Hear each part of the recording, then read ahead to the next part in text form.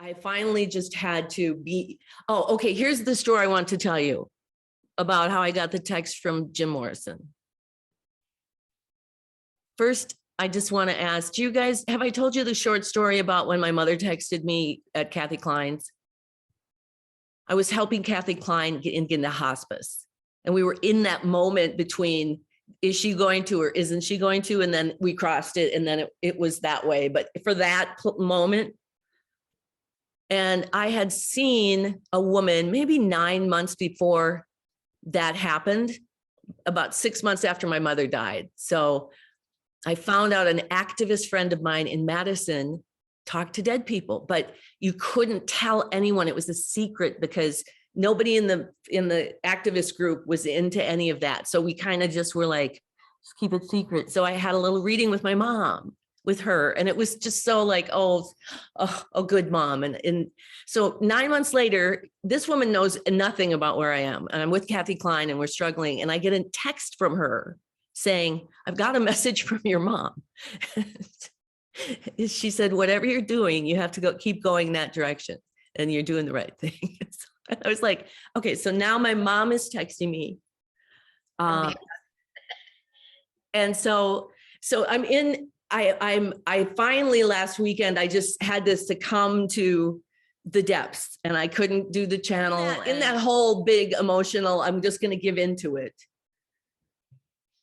I have a friend in Michigan. I don't talk to him a lot.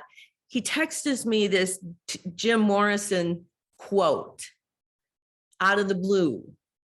And it's as if, because, I was railing at the party, right? I'm having my little meltdown, and it's like, Einstein, what the fuck? Do I have to go fucking crazy? I'm into the whatever. And here's this quote. So it's like, now it's like Jim Morrison is texting me, right? They have quite a show going on before them, don't they? I know. It's enough to make you crazy. Okay, so this is a woman named Lizzie James. She's interviewing Jim Morrison. I think fans of the Doors see you as a savior, the leader who'll set them all free. How do you feel about that? It's kind of a burden, isn't it? And Jim Morrison says, it's absurd. How can I set free anyone who doesn't have the guts to stand up alone and declare his own freedom? I think it's a lie. People claim they want to be free. Everyone insists that freedom is what is the most precious, sacred thing a man can possess, but that's bullshit. People are terrified to be set free. They hold on to their chains. They fight anyone who tries to break those chains. It's their security. How can you expect me or anyone else to set them free if they don't really want to live free? And then she says, why do you think they fear freedom? And he says, I think people resist freedom because they're afraid of the unknown. But it's ironic.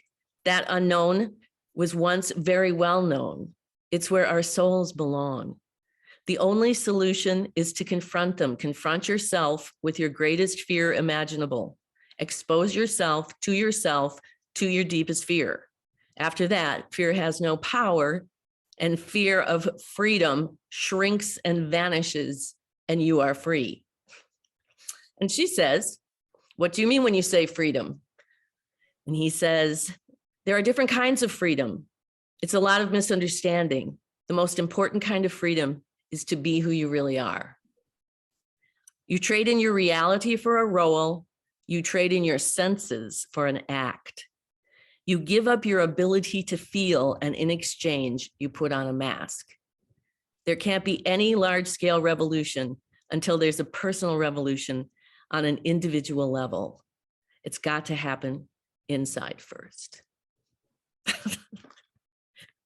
So I read that text. Okay, so now Jim, then I was surfing through YouTube for something spiritually and inspirationally to keep me focused in those moments where I was like screaming at the party. And up came a woman named Dolores Cannon. Have you guys ever heard of her? You probably have. I had seen her once or twice, and she always made me chuckle because, she has the hair where she's done it in rollers, and she has her big and she rests her microphone on it, and she's just kitchen table. She's just down, and I listened to it, and it was us, but in this way, and it was so captivating to me. Then I made Teresa listen to it, and we listened to it again, and then I couldn't stop, and so of course I had to look up, and yes, she died in 2014. So okay, so Dolores, so here's Jim Morrison. I'm railing at Einstein, and Jim Morrison is like, I got this one. Let me do this one. And then Dolores sees what's going on, and she's like, hey, I want a hand in this. And she sent me some great messages, just reminders for us to just kind of mind blowing sometimes, that kind of stuff. And that's the miracle stuff to me. How do you make that happen? It's got to be, well. Am I recalling about Dolores Cannon that she discovered she was talking to people when they were between lives? She was a hypnotherapist. Yes. Yeah. And she said, I don't channel, she's like, I don't channel. I just listen to my clients. And then I was like, well, what do you do? And it's, hypnotherapy. And it's quite a kind of the same thing that we've done.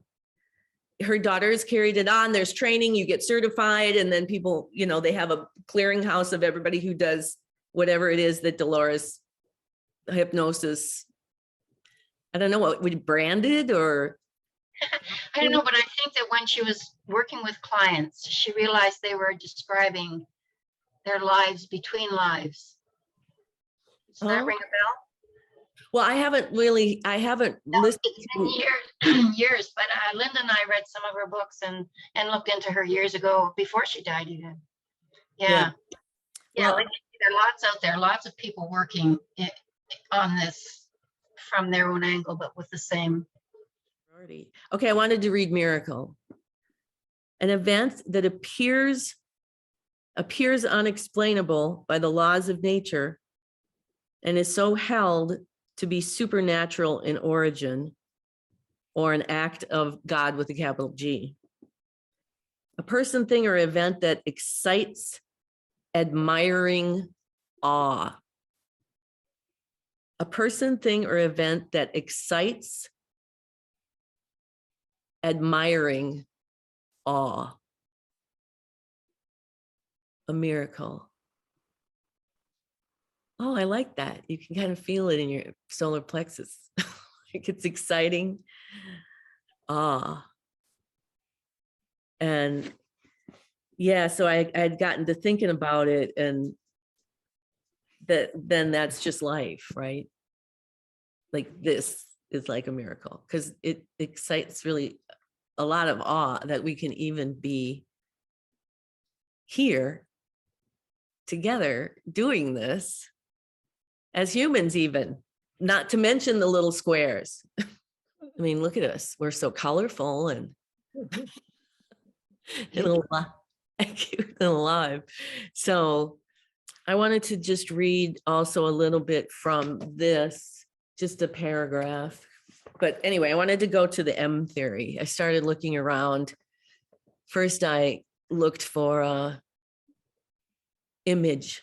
I typed it in, image M theory. So that picture that's on the blog post or on the website is the picture that came up. It's like, okay, if that's what it looks like. To start, we tell you up front, the root of all creation is mystery. The meanings of emptiness, vacancy, vacuum depict the 0 point where nothing exists. We repeat, the root of everything is a giant mystery and always will be. M theory is the theory of physics that unifies all other versions of string theory. String theory accords consciousness into strings. M theory creates three-dimensional cellular membrane domains that surround the universe contained therein. According to Edward Witten, the theoretical physicist who invented the term, the M could stand for membrane, mystery, magic, manifestation. Okay, now remember, this is the physicist who invented M theory. This is what he's telling us. The M can stand for all of these things. The scientist is saying membrane, mystery, magic, manifestation, or even miracle, and should be used according to taste. So right from the start, commit to the many mysteries. Understand there is much you will never know, so accept it. The more you can live with the statement, I don't know, the more powerful you'll become. This statement will quiet your intellect and allows you to relax and witness the creation of your own life. That's all. That's all it does. Oh my gosh. I love this book. I love you, Mr. Einstein. Yes, we do. I do.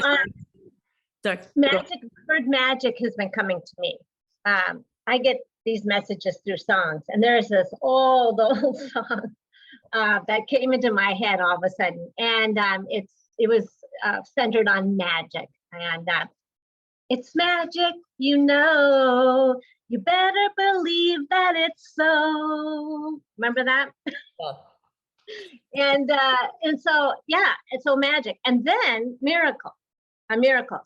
Jefferson Airplane came to me with that miracles, and all you need to do is believe in miracles, and so all the songs that came in were having to do with believing in the magic, believing in the miracles, and and my message to me is believing in myself that I can manifest with this mystery and force, mysterious force. And so, yeah, that's been coming up big time for me just this week. And that is a challenge. I don't know, it is the whole Committing to the mystery, yeah. But what you said earlier, the whole challenge is, how are you going to self-love your way through it? Whatever it is, how are we going to self-love our way through it? Yeah. Oh, I wanted to read magic. The art, I like that right away, that purports. What does that mean? Purports. Like assumes, sort of? It's forward. Supposes. Okay. Yes. That the art that purports to control or forecast natural events, effects, or forces by invoking the supernatural. Wow, what a definition. The art that purports to control or forecast natural events, effects, or forces by invoking the supernatural. And that reminds me when you said that it's been about belief, right? And then I remembered my song Faith, and the words, just say you'll have faith. You don't even need to believe it. It's like, so there's almost this first breath evoking of intention, right? Just say, even if you don't have the belief behind it or the motion behind it, and then it opens up for that. I don't know, it just made me think of that line. Yeah, you're purporting. Onomatopoeia, purporting, yes. Mystery. That's cool. Anything that arouses curiosity because it's unexplained, inexplicable, or secret, or the quality of being those unexplained, secret, or unknown. Membrane, thin, pliable layer of tissue covering surfaces or separating or connecting regions, structures, or organs of an animal or plant. A thin, pliable layer of tissue covering the surfaces or separating or connecting regions, structures, or organs of an animal or plant. Oh, so it's like the thing that holds the regions together. It's like the outside of the compilation of consciousness is a membrane. Yeah, every cell has a membrane. Right. So the compilation of consciousness has one that holds all of our math of our universe together. Like inside an eggshell, the membrane. Yeah. Can you look up manifestation? Because that's a combination of Latin words from hand and to do and make, or make, I think. Manifestation, the art of manifesting or the state of being manifested, or both, right? The art of manifesting and the state of being manifested. The demonstration of the existence, reality, or presence of a person, object, or quality. One of the forms in which someone or something, such as an individual, a divine being, or an idea, is revealed. One of the forms in which someone or something, such as an individual, divine being, or an idea, is revealed. Public demonstrations, usually of a political nature. Oh, I didn't know that. All right, well, let's do a channel. I send out all kinds of love and energy to everybody who's here after the fact. And I'm just trying to think if there's anything. We're not going to do the 5th Saturday. Lily is driving back from Texas with her sister, and then she's having a whole house full of her sisters. And it's just not going to work out for her to be able to conduct that, but we'll get to her at a later, more convenient time for her and us. And, but we'll, I'll be here. We'll do something else. You'll be back and yeah. Yeah, I'm back on Saturdays. Yeah. Through the summer, because this is really necessary. And I felt like, that thing from Jim, the thing that stood out was the only thing you have to do is be yourself and just face all the deepest fears. And one way to do that is just to be it, because I thought back that when I was flailing myself in bed that Friday, and Teresa was like, honey, you're not a waste of space. I'm like, I know, but I've been doing this for so long and it just hurts so bad. Why does it hurt so bad? Well, who knows why? Just breathe it. just shut up and breathe it.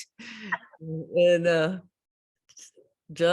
so I don't always know how to explain those things, but don't have to. But it's cool to have a laboratory here where I feel like, I think with the structure of conflict resolution, of the ground rules, your domain is your responsibility, your domain is your responsibility.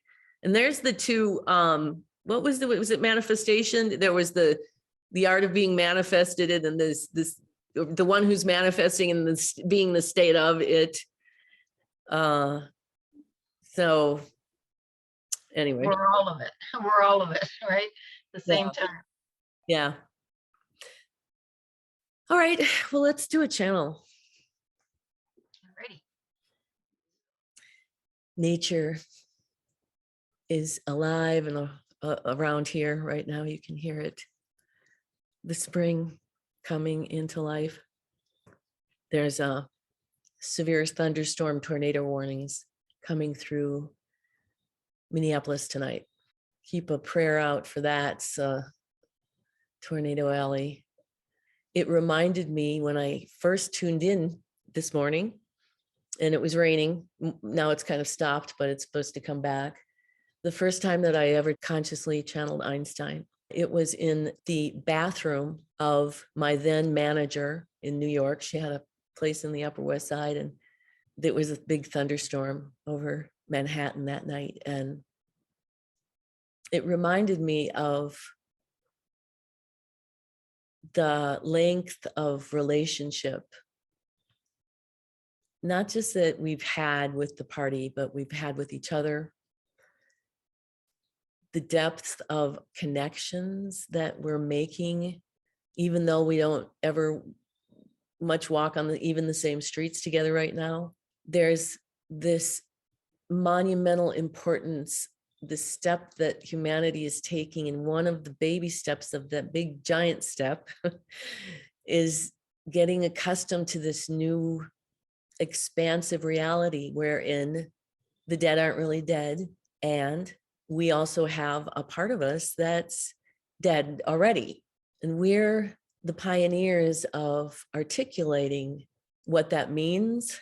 And we're trying to be those visionaries who can bring it forward before anybody else does. So there's nothing to copy. Imagine being that first lonely point where you look out and there's nothing. So you don't have any identity. But then this magical compassion, the fifth fundamental force of the universe, impels something from within you to use this weak nuclear force. It transforms this energy from like 1 to 2.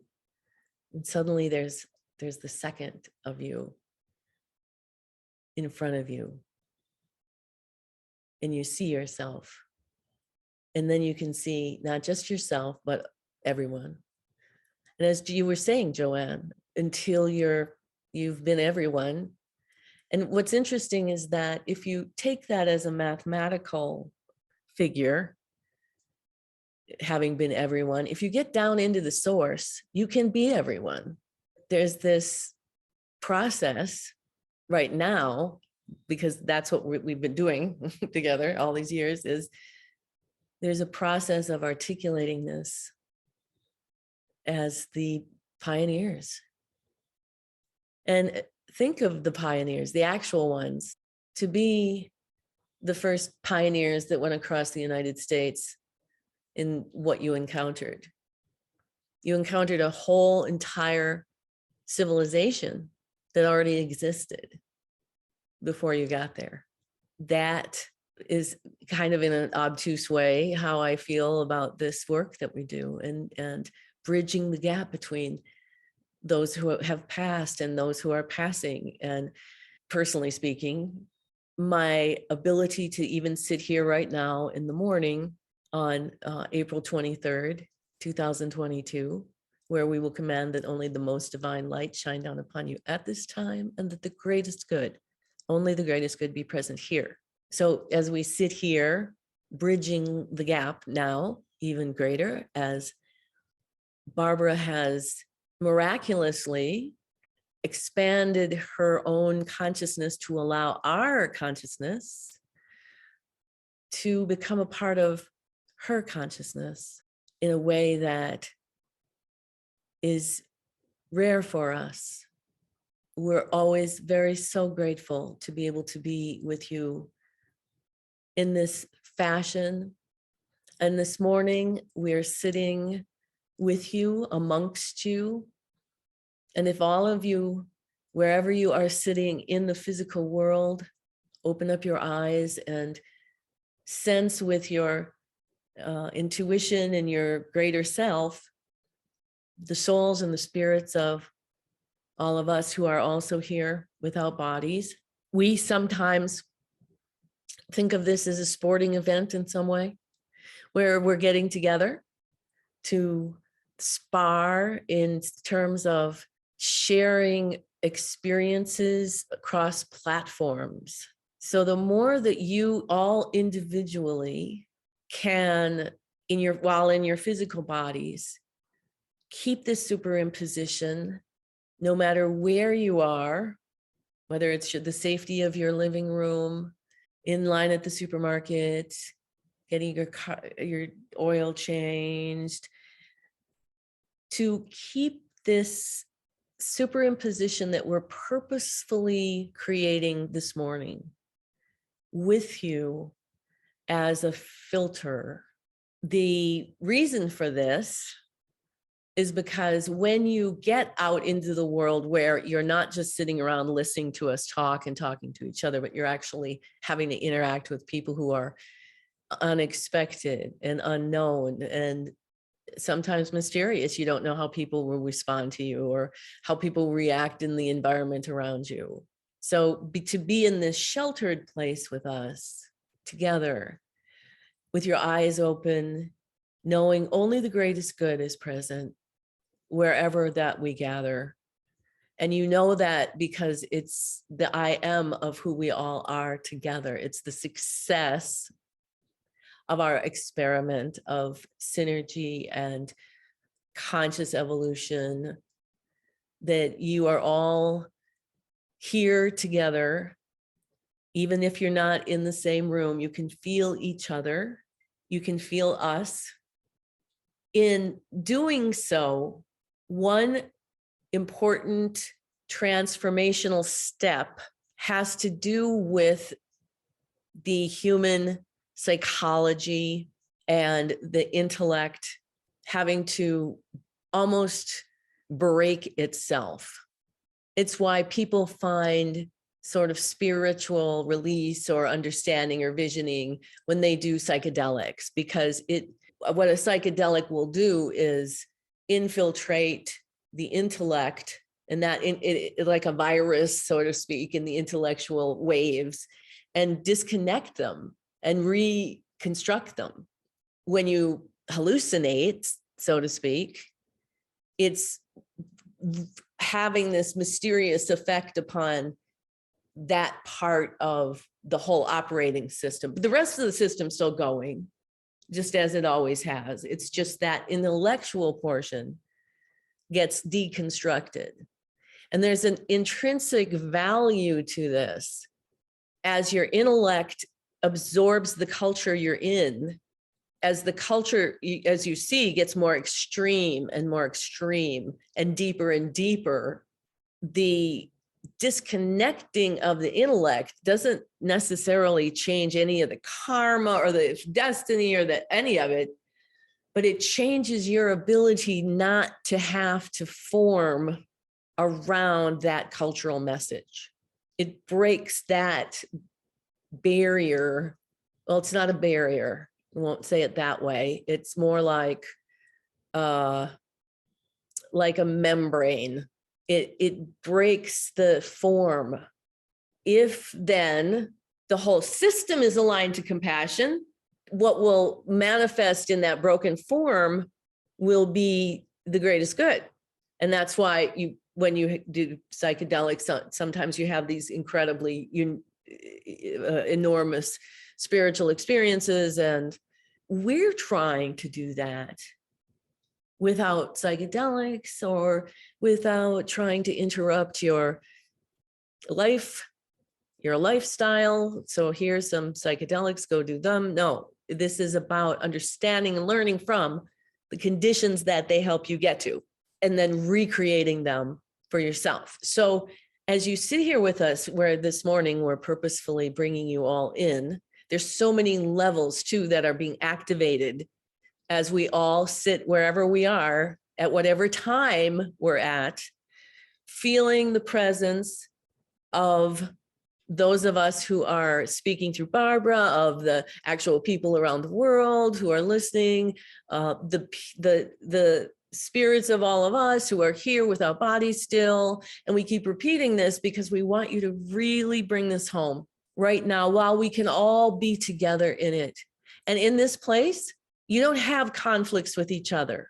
You might have conflicts with yourself, but you don't have conflicts with each other. In this place of this non-physical, of this source, all you have is understanding that you're all one body with different facets. And within those facets, of course, are the whole. It's the whole. Everybody has the whole universe. And we've shown that on the map. You get into the source and you're all superimposed in the source. But as your compilation causes a membrane to go around the mathematics of what you are going to experience as the entire universe, and Barbara's are surrounding hers, and they ride up the wave together, breaking through as the body is miraculously created. That right there is the M theory of when the body is created, not just the baby being born, but in every day, in present moment. There's a moment where the energy moves after it's collected up emotion, intuition, and intellect, and it's headed towards the surface of the planet and it's bursting through. It's creating this body that's then projecting all of that information, that entire universe. So that's how each of your facets have the whole universe in it. You're each a facet of it. But the individualness, this is just about creativity. Who's to say someone who has 8 personalities isn't just a more creative person? Think of the kind of creativity you need to live 8 different lives, rather than just having one personality. How, in that mystery, can you break those intellectual form, those membranes, trying to mold you around what you think you should be, or mold you around any kind of language that is less than honoring and articulating, breaking those forms? As you have discussed, we want you to truly be free. We've never come here to work with you to teach you how to be financially free. We didn't come here to teach you how to be free of all the people that you don't like. We didn't come here to teach you to be free of the government. We came here to teach you to be free from your fear of death. That's always been our number one objective, because that's all we can do. And hopefully, this whole exercise of having this party where we're now co-mingling together in the source together, and conscious of that part of us all together in the source, seeing the shadows of each other, however you feel them or see them, as you're opening your eyes and looking around the room, wherever you see the party table sitting and the Jim Morrison in the corner, and feel it. Let that be part of overcoming your fear of death. The other side of this is the fear of suffering. First of all, become someone who is resilient to suffering, that suffering becomes something different altogether. You have a different relationship to it. You transcend it. It's a natural part of the human condition. But your relationship to it is what can transcend and help you transcend it. If it becomes a spiritual experience to think about Jesus on the cross with the nails through his hands, almost as if he had to have some kind of physical suffering as that evolved person in order to feel that deep humanity. This relationship can be a joyful one. We guarantee that when you've shed your body, those of you who have bodies who are here listening, and you become just with the party, it all looks different. It all looks very different. It's not that you don't carry all that mathematics back into the compilation of who you are as the result of that life, but from the outside, it's such a rich, loving, having loved that you went through that. Now that you get to the other side and you're back into the source and home again, into that eternal place. And then there's a whole bunch of different games that you're playing together so that you can be more conscious after you die. You can be more conscious in that world without that physical body.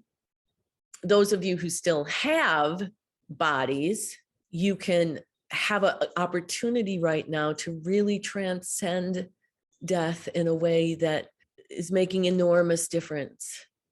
The letting go of all those intellectual molds and forms that are embedded deeply.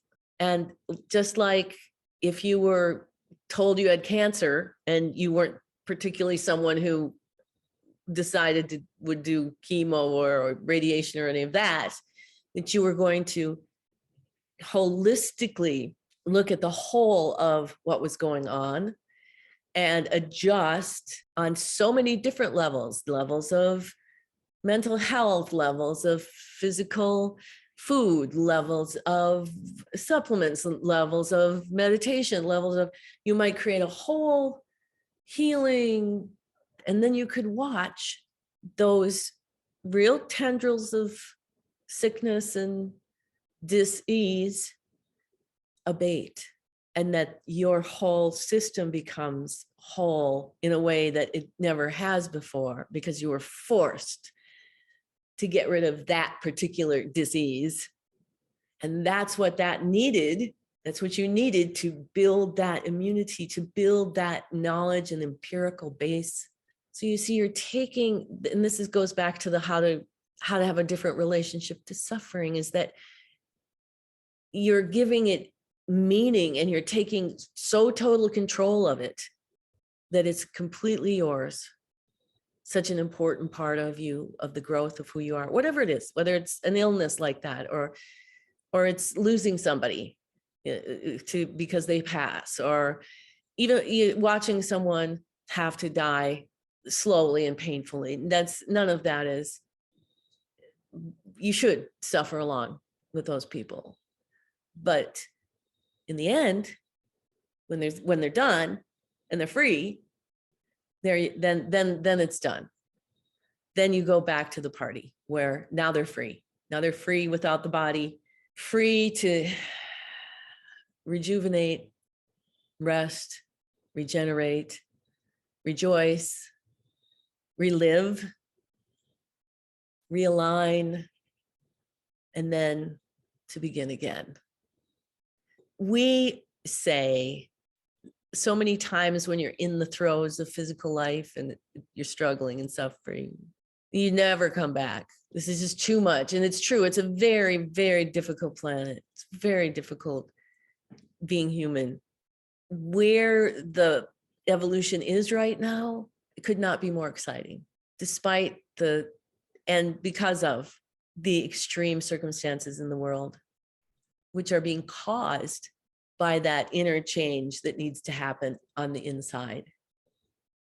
And that's why we always say, don't be fooled too much by external circumstances. And not that we don't believe that you're carrying around this huge invisible backpack filled with dynamite as a species, slinging it around as if it's not a danger. That's what our impetus is to get people to understand what kind of backpack you have and how you're going to be dealing with it. Because once you disarm, that's the point. Hopefully that serves as a example. The strongest possible influence you can have is to be the change and to disarm yourselves. Disarm yourselves of any kind of, not only mythology about somebody outside yourself being enemy or aggressor, also to free yourself from the need to keep your structure within culture. And that does take a little bit of crazy. It does take a little bit of a challenge to your mental health. So we want to just say a little bit about miracles. Nothing that you haven't already heard, as these gentle reminders, now that we've got you in this state of being where you're opening up and accepting the presence of the non-physical in your physical lens of space, thinking of it as a party and holding that in your body, that muscle memory, and in the safety of all of us together, adapting your mental health to it, being in a place where this is the greatest good and you can trust that.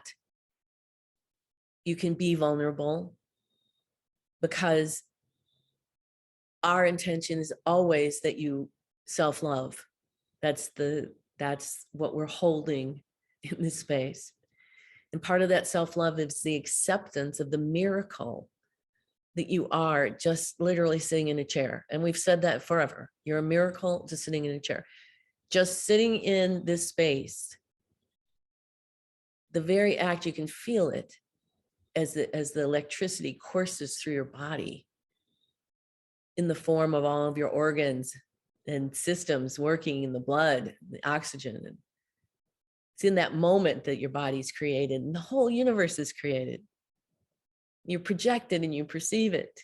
So let's really continue to hold this intention of understanding that power. That's the other side of the invisible backpacks with power, is you have this power to do great things.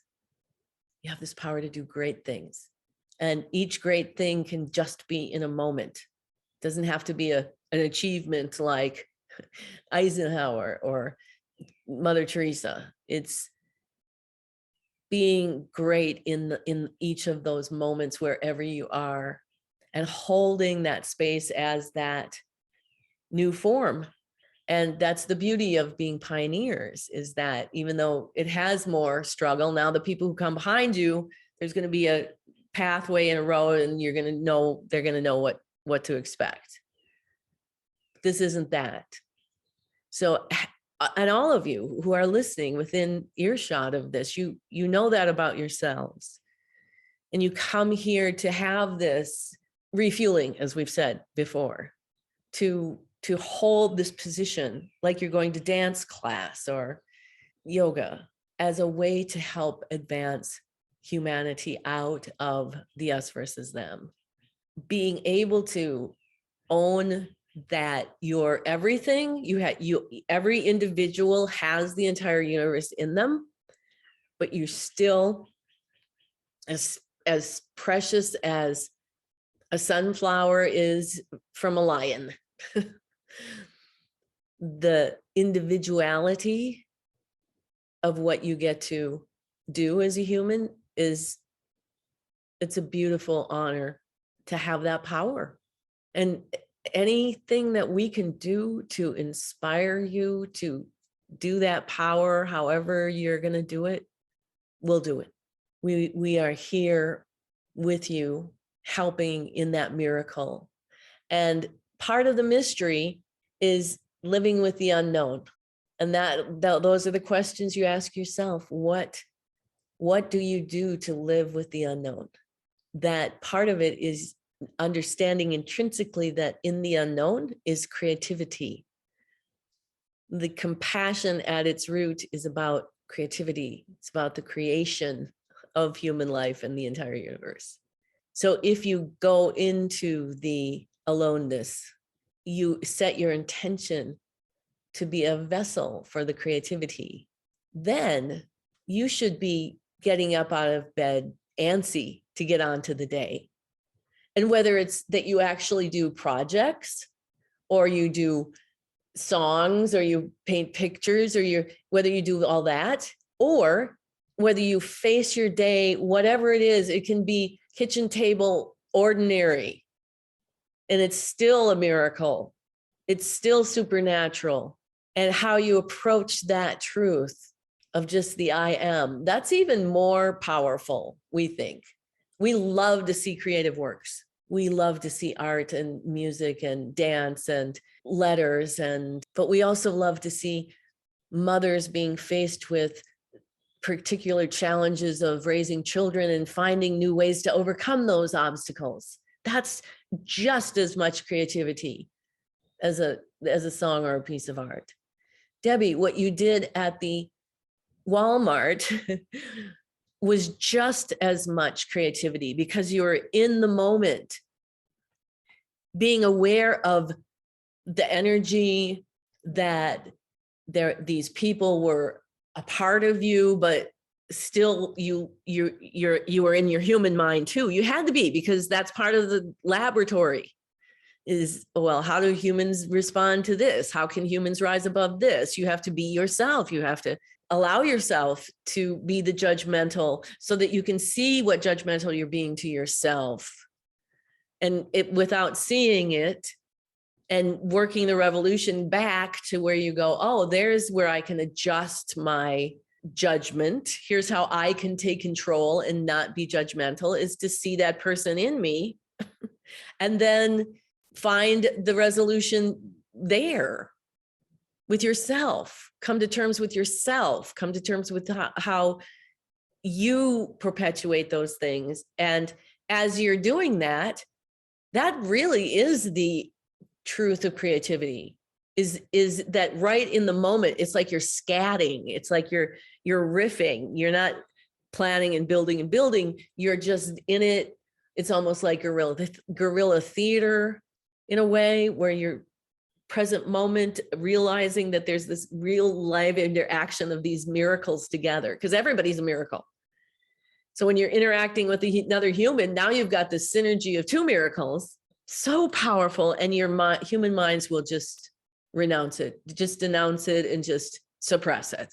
So it takes a lot of concentration and support and understanding and inspiration and perseverance and resilience to keep keeping at being these pioneers. And yet we think that what you find is that as you continue to do it, that enormous systemic change that's taking place is starting to reveal itself too.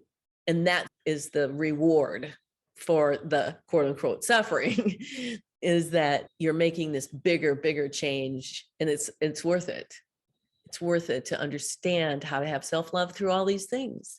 And if you just sat on a mountaintop and lived in self-love and was never challenged or never had to flex those particular muscles, you wouldn't be able to then create these people. You're the canvas, and these people with this power. It's like a living canvas. You have that power. Never underestimate the events or interactions that you have in a day. It's just as important to be with that checkout clerk as it is to be a superstar or a guru. And if the system that you're guruing isn't all about how to self-love, to support you, we are a team that are here to support you in your commitment and intention of self-love. And to that end, we don't think that we're codependent. We think sometimes, though, we are strategic in our approach to understanding where you are in your own evolution. We don't want to push too hard, but we hold our solid body of knowledge that doesn't really change. We're all evolving, but the truth of love doesn't change. And when you just hold that reality, then you do change the world, starting with yourself. So in that miracle that you are, living in that mystery of the unknown, be aware of the membrane that surrounds you, your domain. And while you're aware of that membrane, experience the manifestation of that membrane deep in the source before it all explodes into matter, up in the lens, in your physical body. Be very, very grateful that you are gifted with this experience to project and perceive the entire universe with the body. And also out in the heavens, where we sit like a circle of souls, as if the earth had a halo. We're all sitting on the ring, surrounding it with our love, our deepest love, which is really rooted then back in the source. So there's the human intention, deep in the source, the lens, out in the heavens, and the observer. And this structure is what gives us this blessed humanity, this human intention. So we hope that as you go forward this week, you will rev up those intentions. And we want to reiterate what Barbara had said about, you don't even need to believe it.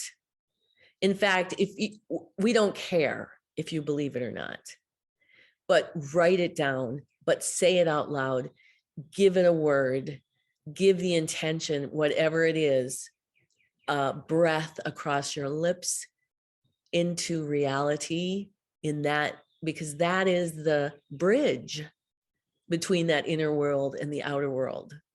So when you take that breath in to that mysterious non-physical inner world and exhale it into the entire universe that you're experiencing as you're experiencing it. So don't forget the power of that intention. We know that we set these little homework assignments and hope that it just becomes second nature. We're hoping that by the end of the year, you're so inundated with getting up every day and making sure you have your intentions in order for the day. The world's not going to collapse if you don't, but on the other hand, it might be the other kind of powerful backpack that you have, the power to create, that is going to open up a channel for the rest of the universe to come through. And you have a chance to use your free will to help with that, and ask for help when you need to. And just finally, before we open for questions or conversation, this is a time where people are passing and into the non-physical, giving up their bodies.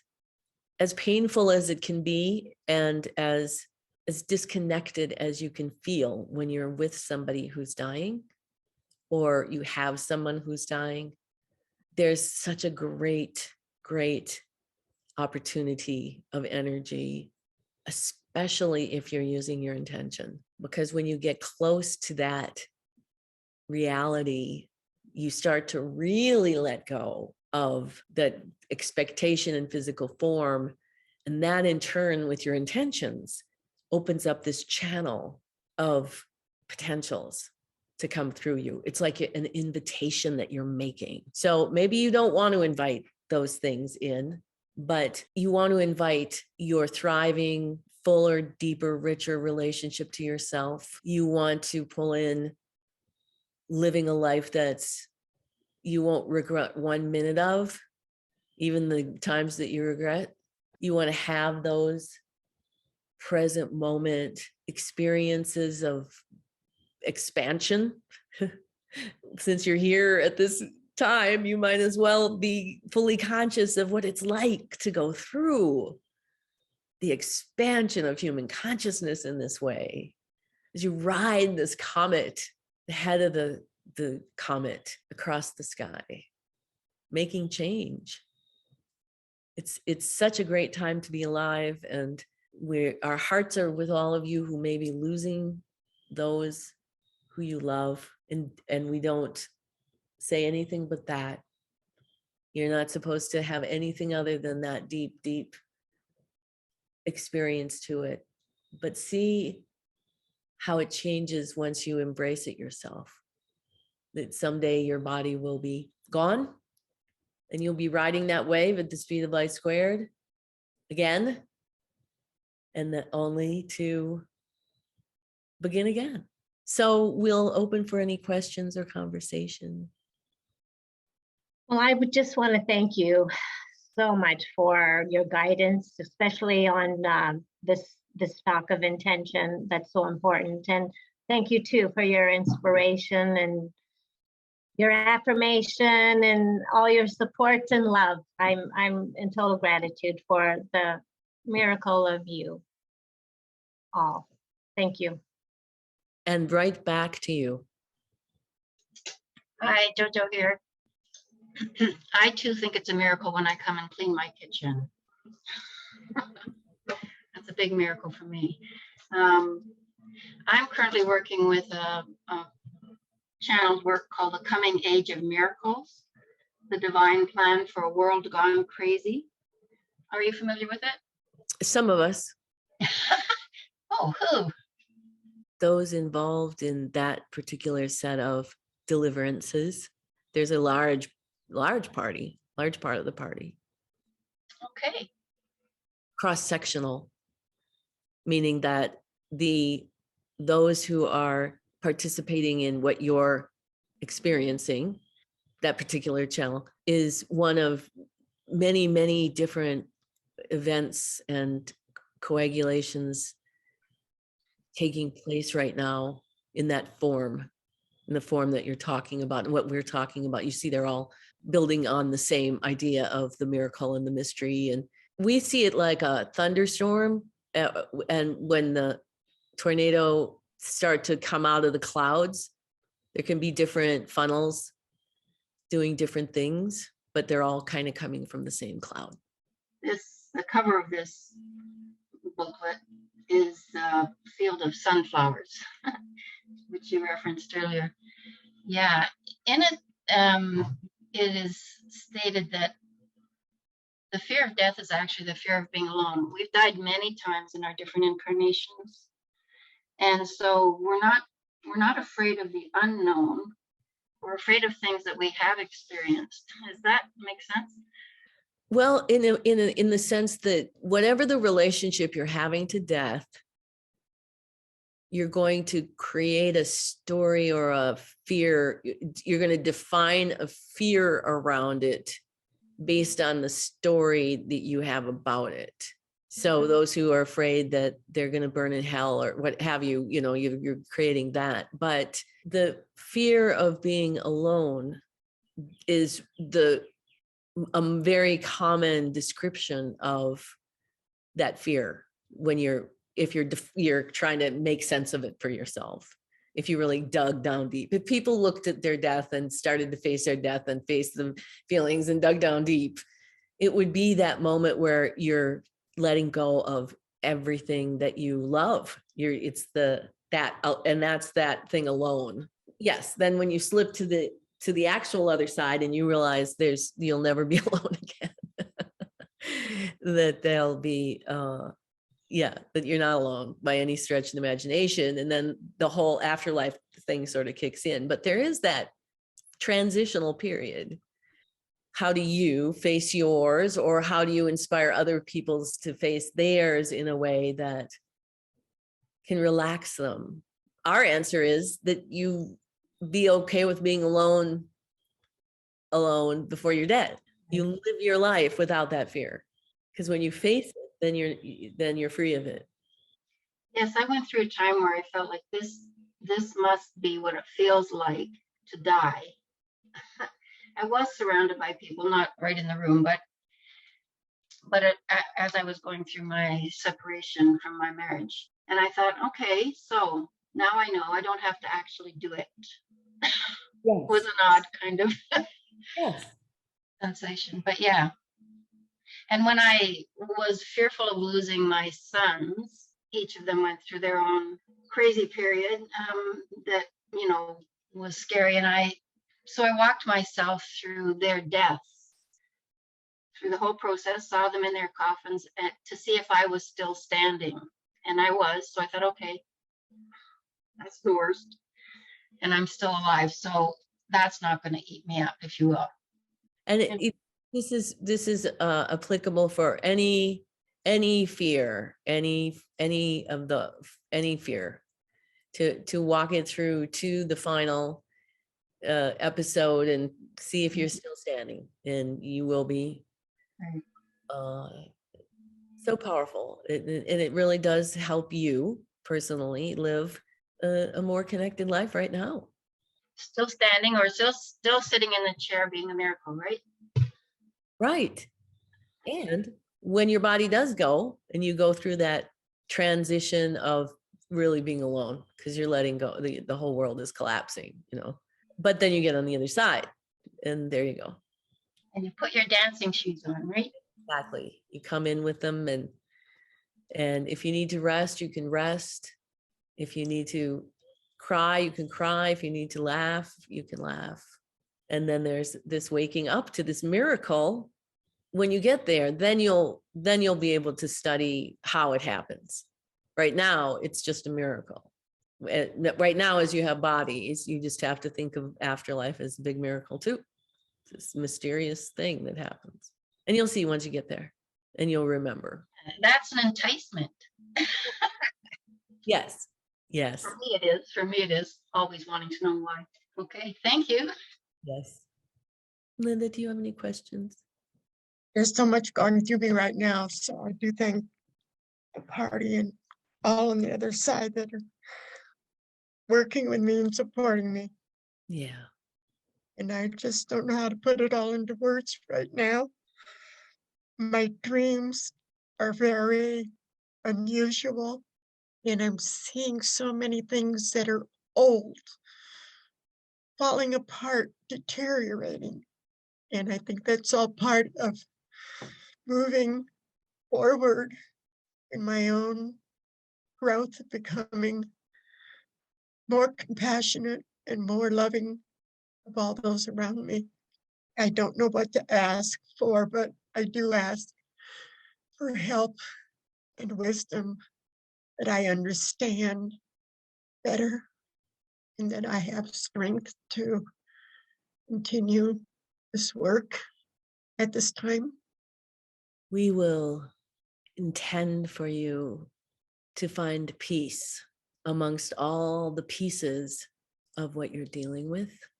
What we bring inside, holding a space inside you with this peace, so that you can feel, maybe you can feel it as an outside source in a way, even though it's inside you, because we're infiltrating your non-physical with this really highly uplifted, regenerative peace energy that can hold you from within. And as we hold that peace, because we're completely independent of anything that's happening in your lens. We're not buoyed or moved or influenced by anything that's happening in your lens. That's your universe. But we are completely ever present in the heart and in the emotion and in the source, and holding this peace. Nothing shakes it. It's the peace that passes all understanding. Part of what you're learning is how not to work so hard.